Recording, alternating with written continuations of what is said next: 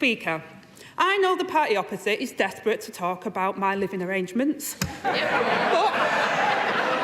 the public want to know what this government is going to do about theirs. Natalie from Brighton has been served with 2 no-fault eviction notices in 18 months. She joins nearly 1 million families at risk of homelessness due to his party's failure to ban this cruel practice.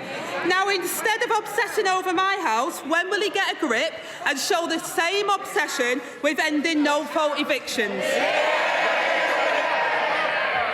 Well, to begin with, it is a pleasure to have another exchange with the Right Honourable Lady in this House, our 5th in 12 months. Any more of these, and she'll be claiming it as her principal residence.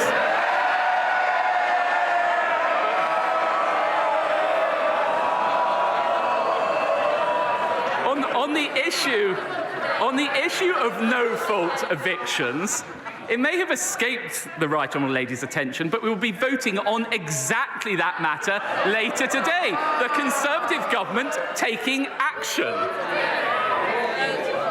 Mr Speaker, he clearly thought he could spend all week obsessing over my living arrangements. I didn't even bother to read up on his own government's bill this afternoon. The reality is he caved in to vested interests on his backbenchers and delayed justice for people like Natalie. Yes. This week, the Housing Minister said there is no solid date for banning no-fault evictions. The Housing Secretary now says it won't happen before an election.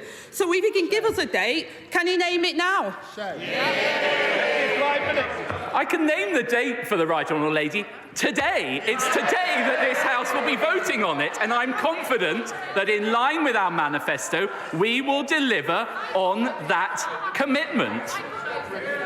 Angela Rayner. Mr Speaker, he clearly hasn't been looking up on his own government bills. But let me turn to another Tory housing failure. Leaseholds are a rip-off and a con. But the government's proposed ban on new leaseholds applies only to houses. The majority of leaseholds are in flats. What's the point on a ban on new leaseholds if it won't apply to flats? Again, the Right Honourable Lady is talking about legislation introduced by this government, which the party opposite totally failed to introduce in their entire time in office.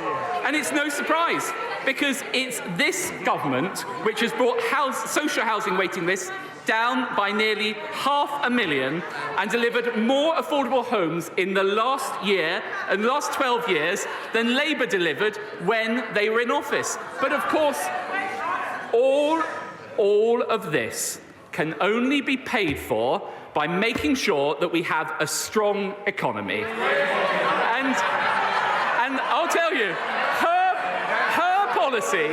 her policy to repeal every single Conservative trade union law in the first 100 days would open the door to French-style wildcat strikes, sweeping away the reforms that made this country great. And we all know, though, Mr Speaker, the one reform that the Right Honourable Lady would not abolish from Margaret Thatcher, the right to buy your council house. Angela Rayner. Mr Speaker, I was expecting a little bit better from him today. He seems to be a bit worn out. Maybe it's the 3 a.m. calls from the bad men that have been keeping him up at night. But he also, Mr Speaker, he also talks about strikes and the unions. We've had more strikes under this government's watch than any time before. And once again, he hasn't read his own bill. Their ban on leasehold won't apply to the majority of people. It's like banning non-doms but exempting Tory prime ministers. And he speaks about affordable homes. Families are trapped in temporary accommodation and stuck on waiting lists.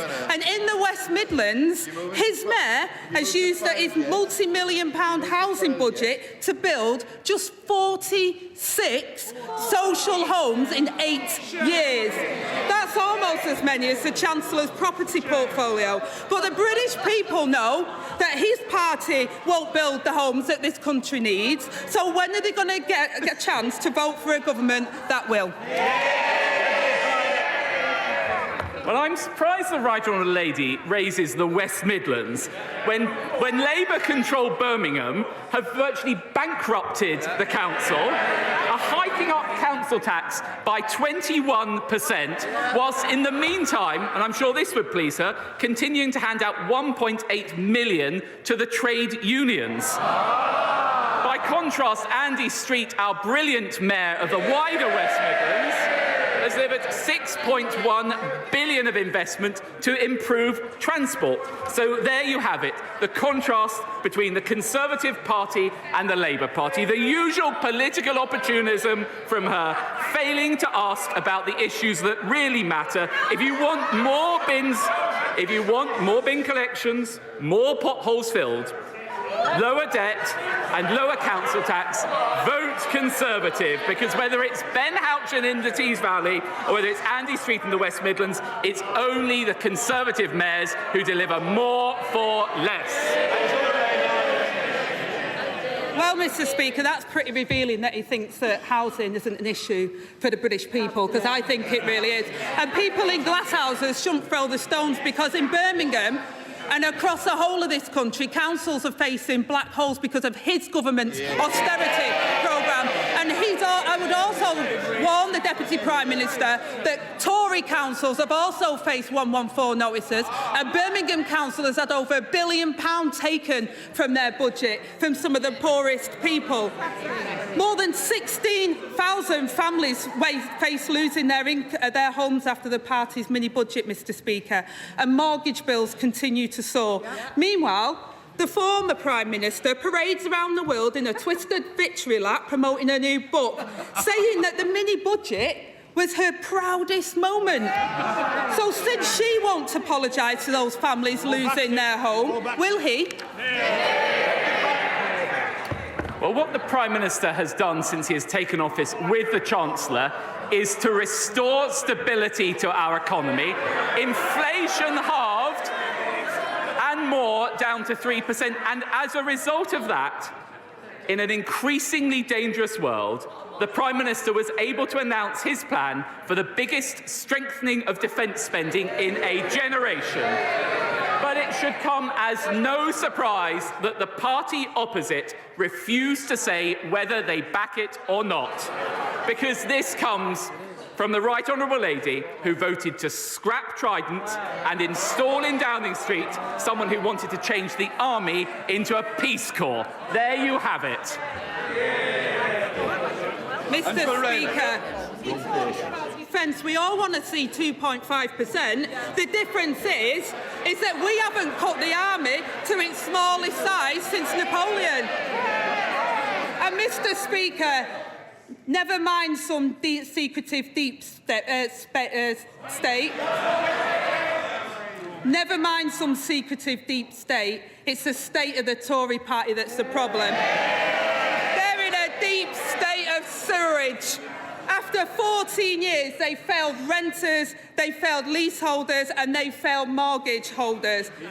But, Mr Speaker, I read with interest that the Right Honourable Gentleman has been urging his neighbour in number 10 to call an election because he's worried they might get wiped out. Has he finally realised that when he stabbed Boris Johnson in the back to get his mate into number 10, he was ditching their biggest election winner for a pint-sized loser?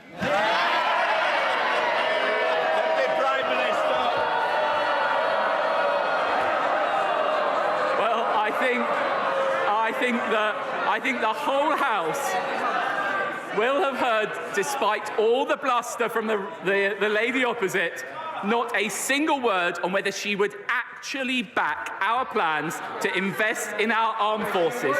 No plans in a dangerous world. And, of course, as ever, the Deputy Leader is always looking to attack others' failures, but never the one to take responsibility for her own.